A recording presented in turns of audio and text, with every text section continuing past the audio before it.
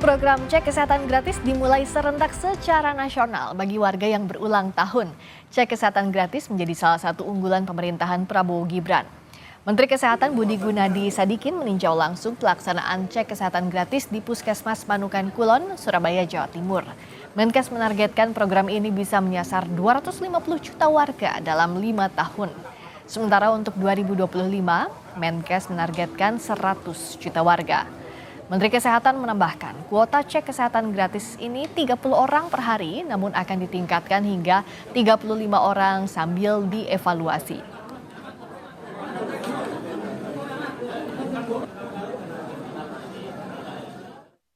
Akan berlaku terus, jadi setiap tahun pasti ada alokasinya.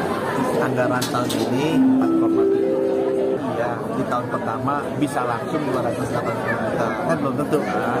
Ini wartawan juga belum tentu mau menerima kenyataan di cek kesehatan, kan belum tentu. Ya mungkin kalau udah bisa 100 juta aja setahun, saya udah senang. Menurut saya mungkin dalam 5 tahun lah bisa 250 juta. Awal-awalnya pasti kan ya. Menko Pemberdayaan Manusia Muhaimin Iskandar bilang fokus program cek kesehatan gratis ke upaya pencegahan mendeteksi penyakit. Caimin mengklaim ini merupakan upaya pemerintah untuk preventif atau pencegahan terhadap penyakit. Cek kesehatan dimulai hari ini secara serentak di seluruh tanah air. Bagian dari misi Pak Presiden Prabowo dan pemerintah untuk memberikan pelayanan secara langsung kepada masyarakat, terutama dalam rangka preventif, dalam rangka pencegahan dibanding kuratif atau penanganan kesehatan. Adapun syarat untuk bisa mengikuti program ini dengan cara mengunduh atau download aplikasi Satu Sehat Mobile. Selanjutnya isi biodata diri, waktu pemeriksaan untuk mendapatkan tiket. Setelah mendapatkan tiket, datang ke puskesmas atau klinik kesehatan sesuai dengan waktu yang dipilih. Sementara untuk mendapatkan fasilitas ini, kepesertaan Jaminan Kesehatan Nasional atau JKN minimal 1 bulan. Pemerintah menggelar program cek kesehatan gratis di 10.200 puskesmas di seluruh wilayah Indonesia. Untuk kuota atau jumlah warga yang diperiksa sebanyak 30 orang per hari dengan menganggarkan 1,6 juta hingga 2 juta rupiah per orang. Program cek kesehatan gratis dimulai serentak secara nasional bagi warga yang berulang tahun. Cek kesehatan gratis menjadi salah satu unggulan pemerintahan Prabowo Gibran. Kita ulas lengkapnya bersama juru bicara kantor komunikasi kepresidenan Prita Laura dan Ketua Umum PBID Adip Kumaydi. Selamat malam, Dr. Adip juga Mbak Prita. Selamat malam, Mbak Priska. Selamat malam, Priska, para pemirsa Kompas TV. Halo, Dok. Selamat malam. Selamat malam. Saya ke Dr. Adip dulu. Kalau dari pelaksanaan hari ini dan juga cek kesehatan gratis yang diinisiasi Pak Presiden Prabowo Subianto, sebenarnya bagaimana ID mensupport ini dan apa saja sebenarnya komponen cek kesehatan gratis yang penting untuk masyarakat? Ya, jadi yang pertama tentunya apresiasi terkait dengan program yang dilakukan oleh pemerintah saat ini melalui Presiden Prabowo. Ini program yang memang sangat baik gitu loh. Dan kalau kita membenchmarking dengan beberapa negara yang berkaitan dengan mengkontribusi equity di dalam pelayanan kesehatan, maka upaya general check up atau pemeriksaan kesehatan ini memang seharusnya menjadi satu upaya langkah pertama yang harus dilakukan di dalam kita mengkolek sebuah permasalahan di bidang kesehatan. Karena apa yang kemudian kita dapatkan dalam sebuah proses berkaitan pemeriksaan kesehatan gratis ini, tadi sudah disampaikan oleh Pak Menko, berkaitan dengan preventif promotif, tapi sebenarnya bukan masalah preventif promotifnya saja. Tapi dari sini kita punya data sebenarnya penyakit. Sehingga kepentingan di dalam pemeriksaan MCO ini tidak hanya sekedar, mohon maaf mungkin Mbak Prita, seremonial saja. Ya. Tapi ini harus bisa menjadi satu bagian, satu pendataan. Yang kedua, equity-nya. Jadi kalau udah bicara equity, ya mohon maaf jangan hanya lewat satu sehat karena nggak semua masyarakat Indonesia itu familiar gitu loh dengan satu gadget atau program aplikasi. Harus ada langkah-langkah yang kemudian mempermudah akses, ya. Oke. Accessibility, equity harus ditambah. Dan teman-teman dokter di semua institusi sebenarnya kita siap, bukan hanya puskesmas. Klinik fasilitas kesehatan mandiri pun kita siap untuk kemudian mendukung upaya yang dilakukan oleh Presiden Prabowo saat ini. Kalau dari Mbak Prita, tadi sudah belanja cerita apa saja di lapangan dan apa evaluasinya di hari pertama ini? Ya, terima kasih Friska. Tadi hari pertama saya berkunjung ke Puskesmas Beji Depok dan kemudian melihat langsung bagaimana prosesnya dan mendapatkan data-data besarnya. Dan memang data-data yang ada di Puskesmas Depok ini sejalan dengan data-data besar pemerintah, di mana paling banyak eh, masyarakat kita ini menderita the silent killer, yaitu adalah hipertensi dan diabetes. Sementara kalau kita melihat data secara nasional, ada hasil survei Kesehatan Indonesia yang di tahun 2023 menyampaikan hanya 1 dari 5 penderita diabetes di Indonesia yang mengetahui kalau mereka menderita diabetes. Dan saat ini Indonesia menduduki peringkat nomor 5 tertinggi di dunia untuk diabetes. Kalau kita lihat ya, jika kemudian penderita diabetes tidak ditangani secara dini, maka akibatnya kita tahu yang terjadi ya stroke, kemudian gagal jantung, gagal ginjal. Kita lihat banyak kemudian masih manusia Indonesia, gitu, orang-orang di Indonesia yang kemudian menderita dan kemudian mempengaruhi kualitas hidupnya, kualitas keluarganya, kualitas anaknya, kualitas bagaimana bekerja. Jadi ini data yang benar-benar hidup. Dan lagi kemudian saya cukup kaget juga ya melihat begitu ya untuk balita di Puskesmas Beji, ternyata di daerah Depok ini masih ada yang stunting begitu. Ada 25 data stunting selama tahun 2024 dan kemudian pneumonia pada balita 88. Jadi artinya di sini jika kemudian stunting kemudian bisa dideteksi dari awal, maka kemudian bisa dilakukan tindakan-tindakan akselerasi sehingga dampak stunting tersebut bisa dikurangi begitu ya. Oke. Dan memberikan kesempatan untuk memiliki hidup yang berkualitas, masa depan yang lebih berkualitas bagi anak-anak. Nah, Mbak Prita, misalnya tadi ada kasus stunting ditemukan. Ada rekomendasi dan juga apa biasanya kalau dari hasil tes kesehatan gratis atau misalnya tadi diabetes dan lain-lainnya, apakah ada bantuan juga dari pemerintah follow up dari hasil tes kesehatan gratis ini? Mekanisme yang disediakan pemerintah dari hulu ke hilir. Di hulunya adalah cek kesehatan gratis ini merupakan bagian dari program kesehatan yang terbesar pernah dilakukan oleh pemerintah pada saat ini. Kalau dibandingkan pada saat COVID saja, vaksinasi COVID ini menyasar 189 juta orang. Nah, saat ini cek kesehatan gratis menyasar kepada 281 juta orang, seluruh masyarakat Indonesia. Itu di hulunya. Setelah ketahuan kemudian sakitnya apa, kemudian masuk ke dalam jaringan JKN, di mana BPJS masuk di sana, begitu ya.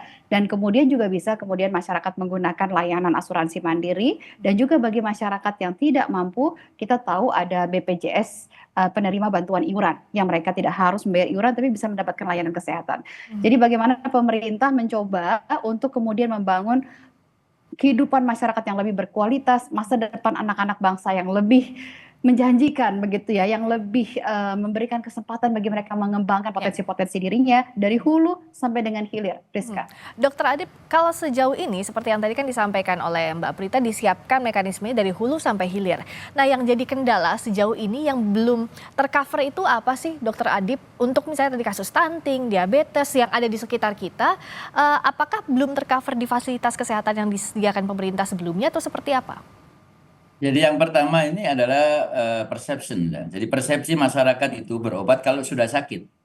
Karena mereka menunggu sakit, sehingga katakanlah kita punya jaminan kesehatan nasional, yang datang ke jaminan kesehatan nasional BPJS melalui vaskes-vaskesnya itu adalah kalau sudah merasakan sakit. Nah, paradigmanya harus dirubah sekarang. Dengan sekarang program ini itu adalah merubah paradigma, adalah paradigma sehat. Sehingga semua masyarakat kita dorong untuk kemudian mengecek kesehatannya. Dari situ kemudian kalau mamanya ketahuan, di follow up. Nah, kenapa di follow up dikaitan dengan JKN tadi? Karena sekarang coverage daripada kepesertaan BPJS dari seluruh penduduk Indonesia sudah lebih dari 95%. Hampir semuanya universal health coverage gitu. Sehingga kalau kemudian apa yang kemudian kita lakukan saat ini sekarang kita merubah mindset. jangan takut untuk diperiksa. Ini mindset yang harus kita rubah dulu. Sehingga lebih baik kita mencegah daripada kita mengobati. Karena apa? Ini ada investasi. Jadi program kesehatan gratis ini ada investasi. Jadi mohon maaf kalau sekarang harus keluar biaya banyak, Mbak Prita, saya dukung. Kenapa? Memang harus sekarang seperti ini supaya kita punya peta. Oke. Peta kesehatan masyarakat Indonesia sehingga kita punya kemudian kebijakan strategis berdasarkan data yang kita bangun tadi sambil kemudian kita memperkuat kooperatifnya. Kalau semuanya kita dorong kalau nunggu sakit, ini silent killer tadi yang saya sampaikan Mbak Prita, karena orang nggak merasa sakit soalnya. Sehingga akhirnya datang bukan dengan hipertensinya, datang sudah dengan ada kelainan penyakit jantung, penyakit ginjal dan sebagainya. Nah, inilah yang kemudian perlu kemudian kita sampaikan kepada masyarakat, mari kita cek kesehatan ini sebagai upaya apa? Supaya kita tetap sehat, jangan sampai kita menjadi sakit. Ini yang justru juga harus digalakkan bahwa tes kesehatan gratis ini harus secara merata dilaksanakan secepat mungkin ya agar bisa dideteksi kalau ada potensi penyakit dan lain-lain. Nah kalau untuk Mbak Prita, skema yang disiapkan seperti apa? Karena kan kalau sekaligus juga tidak mungkin, ada anggaran yang membatasi. Untuk pembagiannya misalnya bayi, balita, orang tua itu seperti apa menurut kelompok umur dan kuota yang disediakan juga seperti apa Mbak Prita? Jadi sebenarnya pusat pelayanannya kan ada di puskesmas ya, Friska. Nah, kita mengetahui bahwa puskesmas ini sehari-hari pun juga sudah ada masyarakat yang perlu pelayanan kesehatan. Tentunya kita bicara mengenai kapasitas puskesmas dan juga kapasitas sumber daya manusia di sana yang juga tentunya tidak bisa langsung bludak seperti itu. Maka kemudian dibuat satu mekanisme, mudah-mudahan mengerti ya kata membludak ya, jadi langsung banyak begitu. Dan maka dibuat satu mekanisme ulang tahun.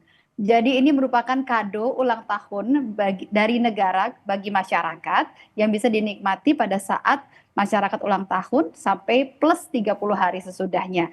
Jadi dengan mekanisme ulang tahun ini maka kemudian antrian dan juga jarak 1 bulan ini antrian bisa dikelola. Rata-rata 30 orang begitu rata-rata kuota untuk satu puskesmas. Karena tentunya tadi saya katakan ini ada mekanisme pelayanan lain yang juga harus disediakan. Lalu untuk apa saja yang jadi di tes kesehatan berdasarkan kelompok umur itu seperti apa perbedaannya Mbak Prita? Perbedaannya kalau untuk bayi 0 tahun ini ada deteksi dini seperti penyakit jantung bawaan, stunting tadi saya katakan, kemudian hipotiroid dan kemudian juga ada kongenital ya nanti bisa dijelaskan lebih lanjut oleh Dr. Adib. Untuk anak 1 sampai 6 tahun ini ada deteksi masalah gigi karena ternyata kemudian kami juga mengetahui bahwa hampir 70% masyarakat Indonesia punya masalah dengan karang gigi begitu ya, akan menyebabkan kualitas giginya juga berpengaruh. Karies gigi begitu ya menyerang, kalau untuk anak-anak menyerang 93% anak di Indonesia menderita karies gigi, bayangkan. Dan kemudian untuk remaja 7 sampai 17 tahun ada deteksi dini diabetes yang ini kita juga tahu meningkat begitu ya. Kemudian di dewasa 18 sampai 39 tahun ada pemeriksaan untuk pencegahan diabetes, jantung, stroke, obesitas dan juga tentunya ada jiwa juga di sini. Kita tahu di sini juga sudah mulai ada kesadaran masyarakat sudah meningkat mengenai kesehatan mental. Di sini juga ada pemeriksaan kesehatan untuk jiwa. Serta untuk lansia ada pemeriksaan untuk pencegahan stroke, kanker dan juga jantung. Nah, kalau dari sisi Dr. Adib, apa yang sudah di-cover oleh pemerintah tadi sudah cukup atau belum untuk cek kesehatan gratis untuk deteksi dalam tujuannya itu kan preventif dan juga kita bisa mendeteksi jangka panjang apa saja yang bisa diatasi, dokter. Ya, jadi memang kalau kita bicara terkait dengan data dasar kita sudah punya. Tadi disampaikan Mbak Prita itu ada data dasar. Jadi pemeriksaan 0 sampai 6 tahun, 6 kemudian sampai 12 tahun, ya. Itu ada data dasar yang kemudian kita tahu bahwa problem-problem penyakit di usia-usia seperti itu apa. Tapi yang memang belum jadi penguatan adalah pada saat kemudian kita ini berlandaskan hanya kepada FKTP-nya puskesmas. Ya, puskesmas selama ini banyak lebih terkonsentrasi pelayanan kuratif, Mbak Prita. Pelayanan kuratif karena dia melayani pasien BPJS. Makanya namanya harusnya diganti jadi pusat pelayanan kesehatan. Kalau pusat kesehatan harusnya memang tugasnya cek kesehatan gratis, bukan mengobati orang yang sakit minta rujukan kepada BPJS gitu. Itu yang juga harus dirubah sehingga pada saat kemudian kita mengkonsentrasikan kepada puskesmas, kita punya puskesmas, kita punya namanya klinik praktek mandiri. Ya, itu bisa dimanfaatkan juga untuk kemudian mendukung upaya program ini, tinggal nanti pengaturan berkaitan dengan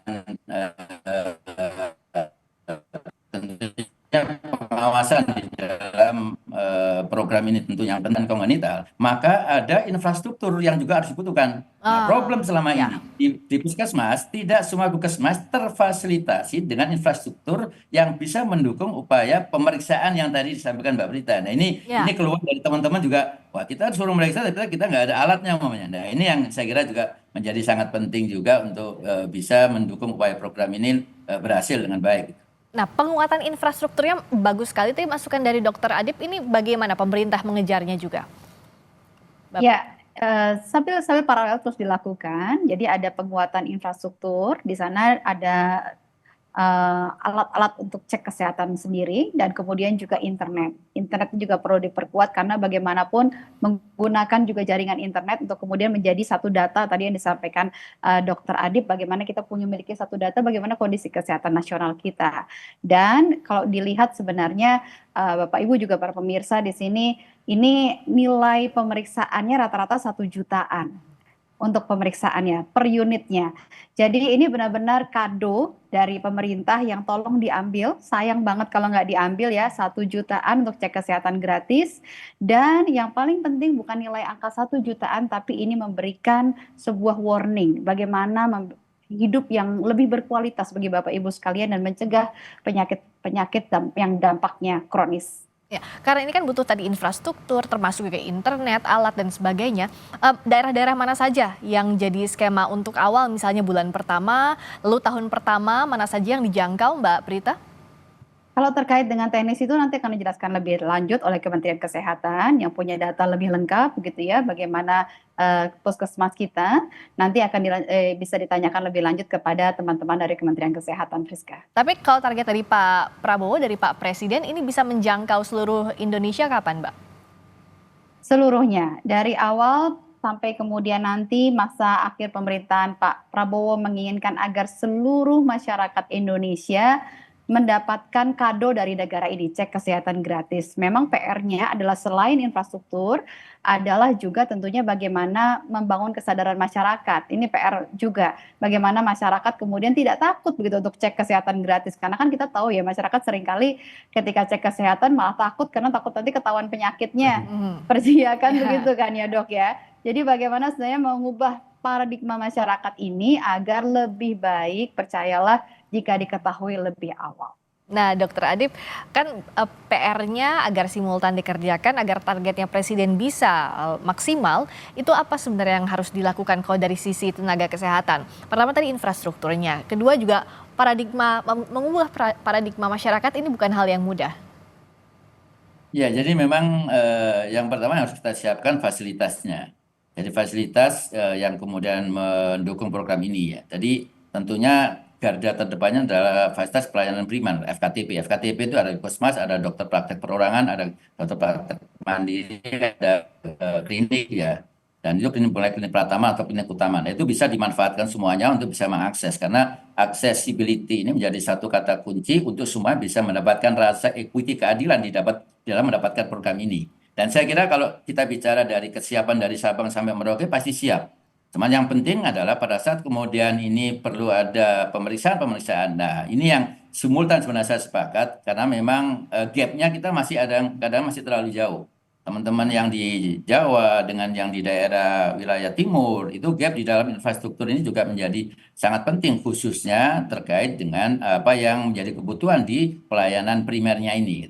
Dan yang ketiga adalah tadi kita merubah sekarang program bahwa puskesmas itu harus kita fokuskan pada upaya preventif promotif. Salah satunya ini.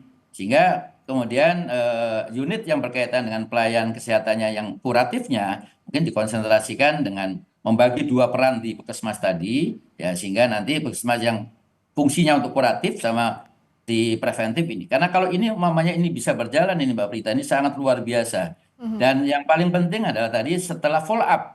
Ya, follow up setelah ditemukan hasil medical check up-nya, terus kemudian pemeriksaan kesehatan kalau bisa ini ya, kalau nanti mungkin tergantung anggaran juga.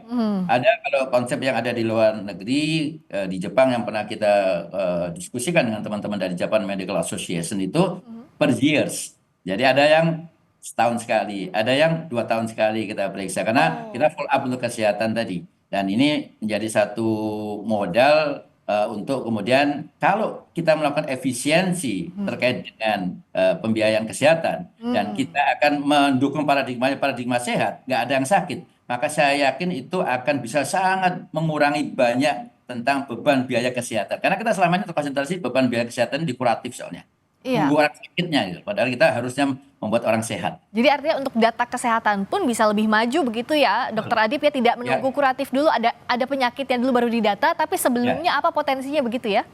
Betul. Jadi investasinya sekarang lebih baik investasi di sini dulu. Nggak usah investasi di kuratif dulu. Karena ini akan menjadi modal dasar untuk kemudian kita bisa menjaga kesehatan. Semakin banyak yang sehat, maka kemudian kita akan mengurangi beban biaya kesehatan di saat dia sakit. Tapi yang bicara soal investasi butuh modal yang besar, namanya invest di awal ya Mbak Prita. Kalau dari Kementerian Kesehatan menyebutkan ada 4,7 triliun rupiah dana yang disiapkan. Di tengah efisiensi ini bagaimana memastikan bahwa agar program ini bisa berjalan maksimal dan bahkan semakin banyak lagi yang bisa tersentuh oleh pemeriksaan kesehatan gratis, Mbak Prita?